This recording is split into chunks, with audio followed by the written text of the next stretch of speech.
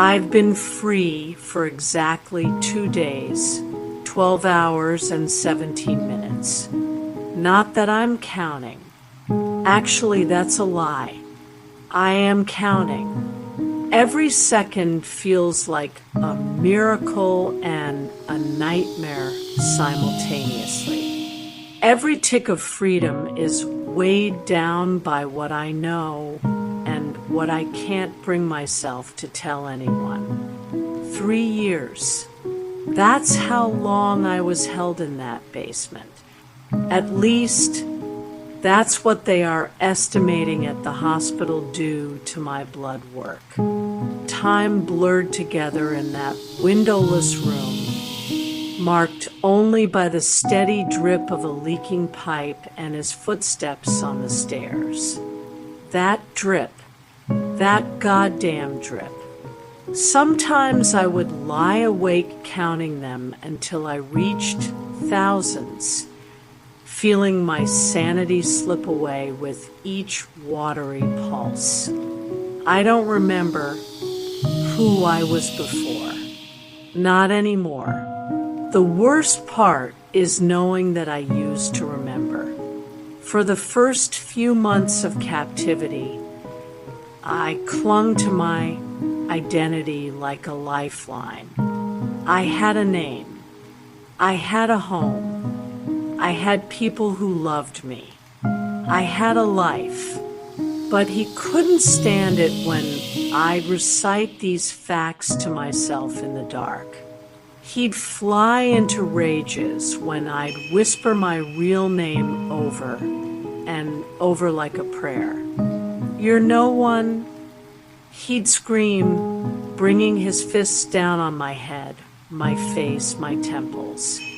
You're mine now, nothing else.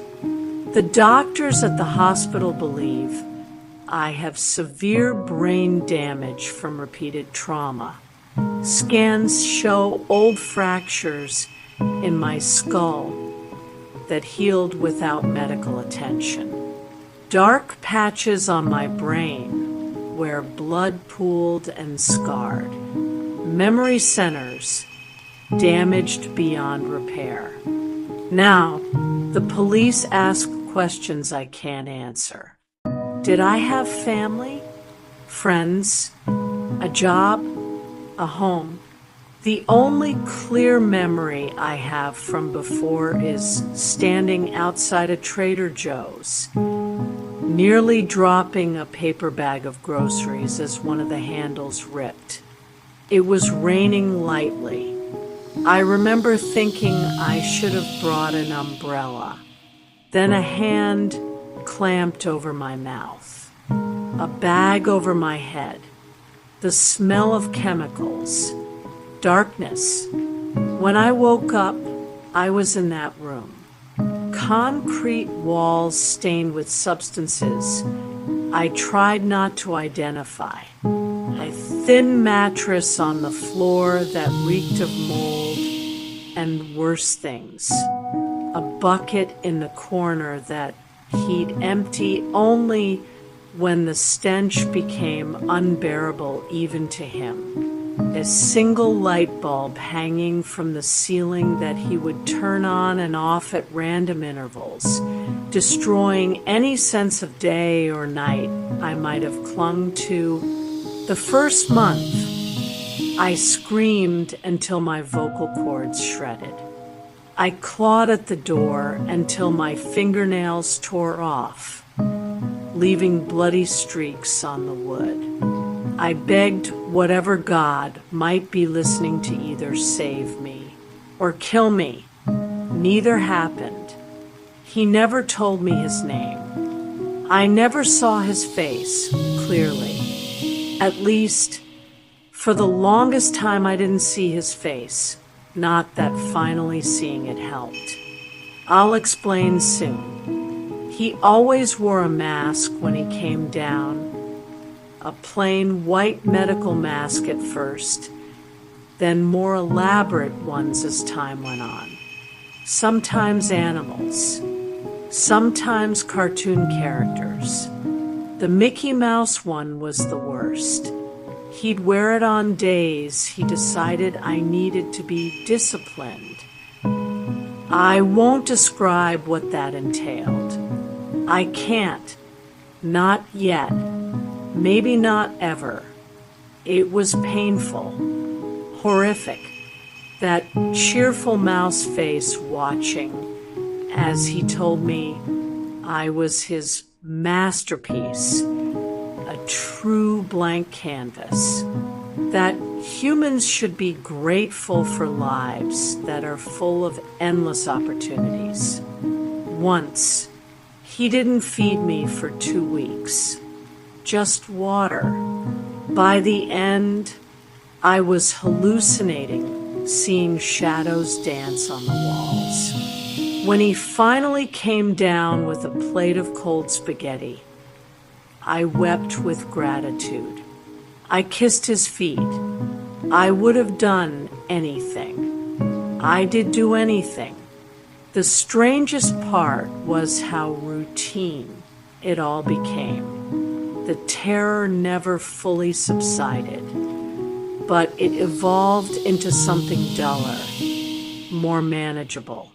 Sometimes he'd bring me books, dog-eared paperbacks with coffee stains and torn covers. Sometimes he'd sit in a folding chair and make me read to him, correcting my pronunciation instantly when I stumbled over words. Sometimes he'd leave a small radio that only picked up static and religious broadcasts. The preachers' voices became as familiar as my own thoughts. When winter came, I could tell from the bone-deep chill that seeped through the concrete. He'd bring down a space heater sometimes, but only if I'd been good. I learned to stop shivering in his presence because it annoyed him. I learned to regulate my body temperature through sheer will. I learned things about survival that no human should know. I stopped asking why. I stopped begging to be released. I stopped speaking altogether around the 2-year mark. What was the point? The silence became my armor. He hated it. He'd scream at me, shake me, try anything to make me talk. But I'd retreated so far inside myself by then that my body was just an empty shell. Sometimes I would watch him from somewhere above, like I was floating near the ceiling, observing this broken girl with matted hair and skin stretched tight over protruding bones. The worst times were when he was kind, when he'd bring me a warm blanket, when he'd clean the infected cuts on my legs with surprising gentleness, when he'd read to me as I drifted off to sleep. Those moments confused me, made me question everything. Stockholm Syndrome, the hospital psychologist called it later. I call it hell. Then, 2 days ago, he came down the stairs without his usual measured steps. He was rushing, frantic, no mask this time. And his face, I know he wasn't wearing a mask. It was human skin, but no eyes, no mouth or hair, no ears or nose, no features at all, just a blank canvas. That's all I remember about his face. Time to go, he said, injecting something into my arm before I could react. As consciousness slipped away, I heard the basement door open again, shuffling, a muffled cry, another person. Your replacement has arrived, he whispered in my ear. I woke up on a park bench, 20 miles from the house where I'd been held. My hospital bracelet says Jane Doe. The police have been kind but frustrated by my inability to provide details. I can't describe his face, even though I finally saw it. But I remember his voice, the way it would soften when he was about to hurt me, the slight lisp on certain words, the wet sound of his mouth when he'd lean close to whisper things he planned to do to me. It's strange how my brain protected some memories while obliterating others. The neurologist explained that severe, repeated head trauma can create a patchwork of memory loss. Your brain sacrificed your identity to preserve your survival instincts, she told me.